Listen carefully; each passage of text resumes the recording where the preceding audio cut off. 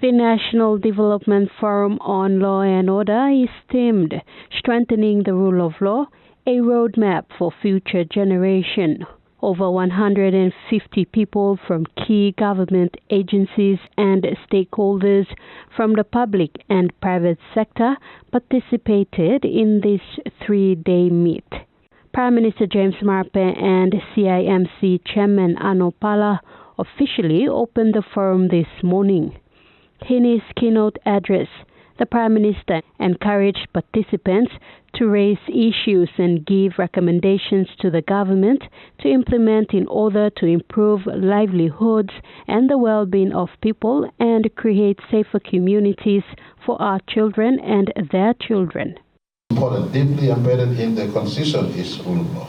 If every one of us follow our Constitution as it is, life will be easier, simpler, fair, and accountability will be upheld. Every one of us will be living in a better place.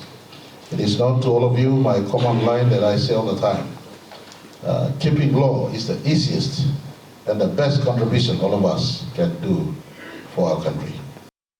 Mr. Marape put on the floor some challenges that can be discussed during the forum, including investment in education, strengthening the judicial process, increasing anti-corruption measures, improve the role of the police, and increase community contribution in the law and justice sector, including modernizing and updating the laws of Papua New Guinea. Look in education and the role education can play.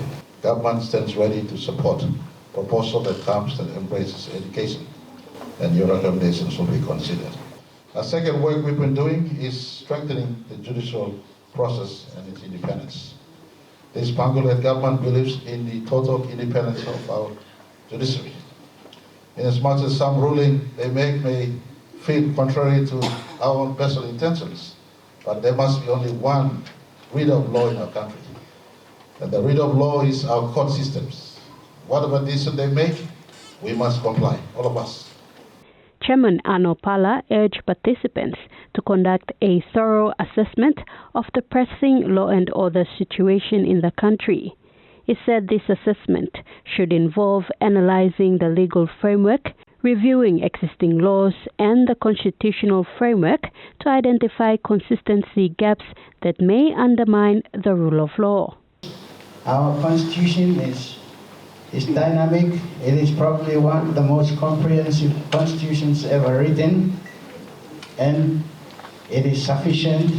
The laws are sufficient. We just need to enforce them.